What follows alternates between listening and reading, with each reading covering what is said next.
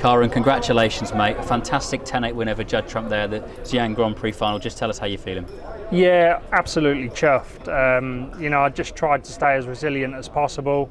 I don't think either of us played our best snooker, but I thought it was a really entertaining final, actually, especially to be a part of. The packed house made it a great atmosphere in here, and I'm just so glad that I sort of it went tits up in Shanghai, losing 6-0. So I'm so glad I've managed to come out here and prove exactly why I'm world champion this year. Yeah, we'll talk about that. But in terms of the match, first of all, at the interval, you led 5-4. Then Judd rattled off 3 frames, and you were sort of 7-6 down into the sort of the mini session interval. What were you thinking at that point?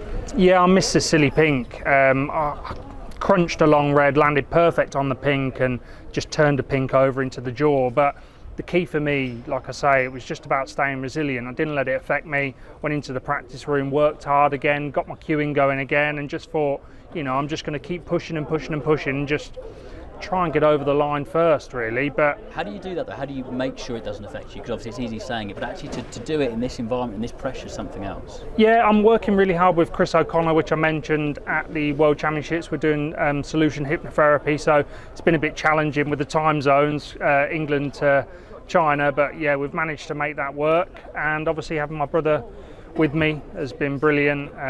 Also, my family are out in Dubai. So really looking forward to stopping over and spending some time with them. So in a weird way, it made it a win-win situation. If I got beat, I was going on holiday. That'd be nice every time you get beat, wouldn't it? Oh, absolutely. To go on holiday. In terms of the battle with Judd, you mentioned it was a really entertaining match. You were ahead, he was ahead, kept swapping throughout the contest. Do you feel that you being a similar age to Judd, this could be a battle that we'll see for years to come now? I hope so.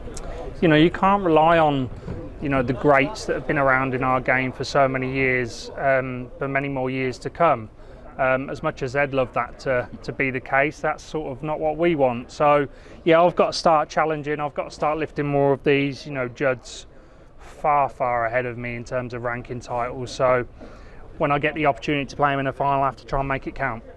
You're the first reigning world champ since Judd in 2020 to then win a ranking title the following season. That's a nice little bit of history for you.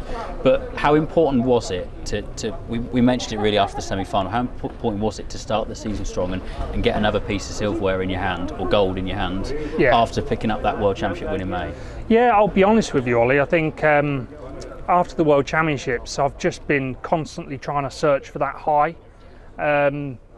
And well, to be honest, I've gone a little bit off the rails, which is not like me, really.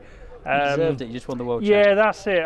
You've got to sort of rein it in when you can, and I was searching for the wrong high, if that makes sense. So now I'm obviously sort of turning my attentions to more snooker tournaments. There's so much on offer nowadays. I made sure I worked really hard for this one, and this is certainly giving me that high. It's tricky to sort of find that, maybe not motivation, but that thing to aim for again. Yeah, it's hard because I've been dreaming of being a world champion since I was 6 years old, so I've absolutely reached my boyhood dream, the pinnacle of our sport. But I'm still so young in terms of the tour, so I've got so much more to give, and there's so much more I want to give. I absolutely love this game. I love that we're going to new territories.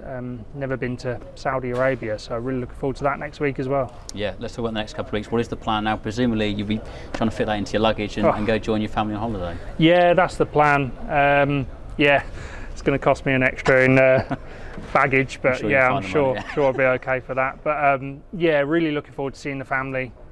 Be nice to sort of have a little tiny mini break. I don't want too long off because you've got to keep that momentum running now, and sort of turn the attentions to Saudi.